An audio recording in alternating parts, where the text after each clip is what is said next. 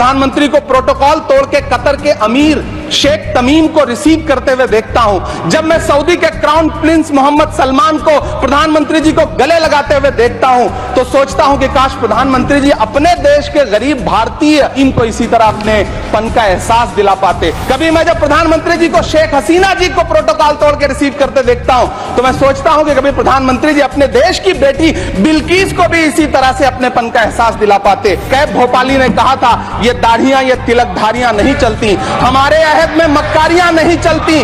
दिलों को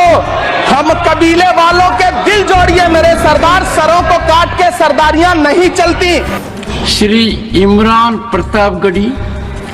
demand to restart UPSC residential coaching centre at Haj House Mumbai. धन्यवाद सभापति महोदय। मैं आज इस सदन में खड़ा होकर हाशिए पर मौजूद देश के लाखों SC ST और माइनॉरिटी के छात्रों की तरफ से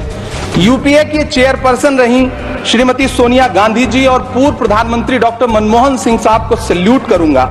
जिनकी कोशिशों से सच्चर कमेटी की सिफारिशों के बाद 2009 में कोचिंगों के अभाव में प्रतियोगी परीक्षाओं में हिस्सा न ले पाने वाले SC ST और माइनॉरिटी के छात्रों के लिए रेजिडेंशियल कोचिंग एकेडमी शुरू की गई थी। डॉक्टर भीमराव अंबेडकर यूनिवर्सिटी, मानू हैदराबाद, AMU अलीगढ़, जामिया हमदर्द और जामिया मिल्लिया यूनिवर्सिटी में दूर दराज गांव से आने वाले बच्चों ने महंगी UPSC कोचिंगों के बजाय भारत सरकार की रेजिडेंशियल कोचिंग एकेडमी में एडमिशन लेना शुरू किया और उनके प्रतियोगी परीक्षाओं में जाने के सपने पूरे होने लगे। इसी से प्रभावित होकर मुंबई के हज हाउस में 2009 में एक कोचिंग सेंटर शुरू किया गया, जिसके लिए सरकार से कोई फंड नहीं लिया गया, बल्कि हाजियों के रजिस्ट्रेशन फीस और सर्विस चार्जेस से बनने वाले हज कमेटी के कॉर्पस के एक हिस्से से इसे शुरू किया गया। तकरीबन 10 साल शानदार तरीके से चलने वाले इस कोचिंग सेंटर के रिजल्ट भी बढ़िया रहे। कई IAS दिए, IPS दिए, महाराष्ट्र की स्टेट सर्विसेज में बच्चे सेलेक्ट होने लगे। फिर आया कोविड, पहले सीटें घटाई गईं और फिर तत्कालीन अल्पसंख्यक मंत्री महोदया को मौका मिला और उन्होंने 2023 में इस कोचिंग सेंटर को बंद कर दिया। वो सैकड़ों छात्र जो हर साल इस कोचिंग सेंटर से फायदा उठा रहे थे, एक झटके में उनके सपने चकनाचूर कर दिए गए। सभापति महोदय, मैं जब देश के प्रधानमंत्री को प्रोटोकॉल तोड़ के कतर के अमीर शेख तमीम को रिसीव करते हुए देखता हूं, जब मैं सऊदी के क्राउन प्रिंस मोहम्मद सलमान को प्रधानमंत्री जी को गले लगाते हुए देखता हूं, तो सोचता हूं कि काश प्रधानमंत्री जी अपने देश के गरीब भारतीय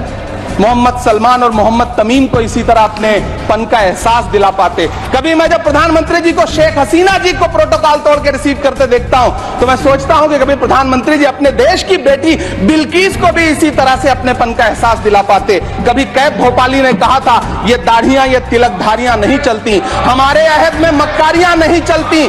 दिलों को हम कबीले वालों के दिल जोड़िए मेरे सरदार, सरों को काट के सरदारियां नहीं चलती। सभापति महोदय, मेरा अल्पसंख्यक मंत्रालय से अनुरोध है कि हाजियों के पैसे से चलने वाले हज हाउस कोचिंग के कोचिंग सेंटर को फिर से शुरू किया जाए। न सिर्फ शुरू किया जाए बल्कि उसकी सीटें भी बढ़ाई जाएं। जब पैसा सरकार को नहीं देना है बल्कि हाजियों का जो कॉर्पस सैकड़ों करोड़ रुपए के रूप में इकट्ठा है, उससे इसको चलना है कोचिंग सेंटर को, तो फिर इस कोचिंग सेंटर को चलाने में और देश के बाकी हज हाउसेज में इसे शुरू करने से सरकार को परेशानी क्या है। मेरा अनुरोध है, यहाँ मंत्री महोदय बैठे हैं, अल्पसंख्यक मंत्री, कि कृपया संज्ञान लें, देश के लाखों छात्र आपसे गुजारिश कर रहे हैं।